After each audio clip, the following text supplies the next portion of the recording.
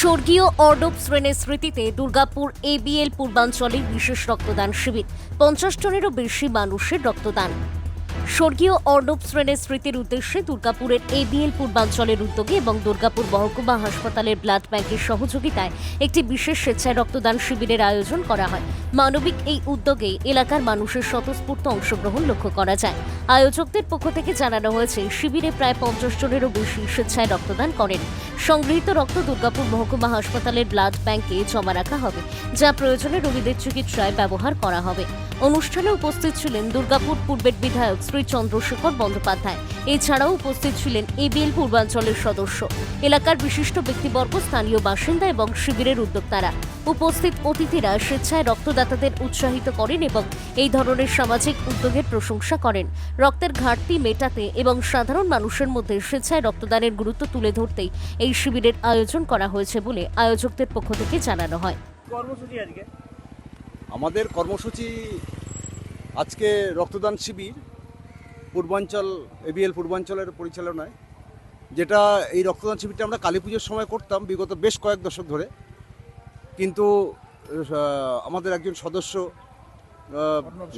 অর্ণব সেন গত হয়েছেন, তার স্মৃতিতে আমরা আজকে এই রক্তদান শিবির আয়োজন করেছি।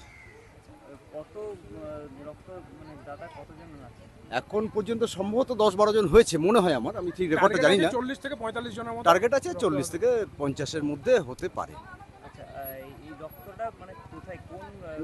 দুর্গাপুর সাব ডিভিশন হসপিটালের উদ্যোগে মানে ওনারা এসছেন, ওনারাই নিয়ে যাবেন। আপনাদের এটা মানে যে কালী পুজোর যে রক্তদান হয় সেটা কত বছর ধরে চলছে? কালী পুজোকে উদ্দেশ্য করে যে রক্তদান শিবিরটা হতো তা বিগত 20 বছর ধরুন। তো সেইটাই আমরা এখন কনভার্ট করেছি এইখানে আমাদের এই সদ্য প্রয়াত অর্ণব সেনের স্মৃতিতে। আচ্ছা, এইটা আপনার কি গোটা এবিএল টাউনশিপ মিলে করা হয়? খালি এবিএল টাউনশিপ নয়, আশেপাশে পার্শ্ববর্তী এলাকা থেকেও অনেক লোকজন আসে, ছেলেপুলে আছে। আপনার নাম? আমার নাম রথীন্দ্রনাথ পাল, আমি এই ক্লাবের প্রেসিডেন্ট।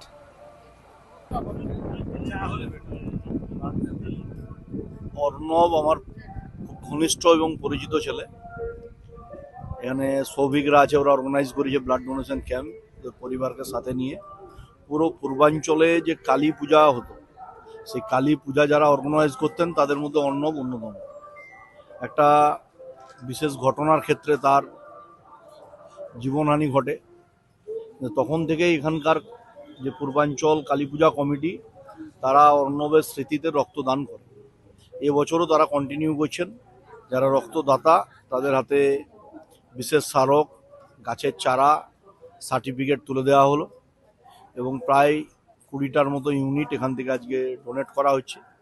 যারা অর্গানাইজার তাদের কাছে আগ্রহ থাকবে অর্ণবের স্মৃতিকে অক্ষুণ্ণ রাখার জন্য প্রতি বছর তারা যেভাবে করছেন সম্পূর্ণ নিজেদের উদ্যোগে রক্তদান শিবির।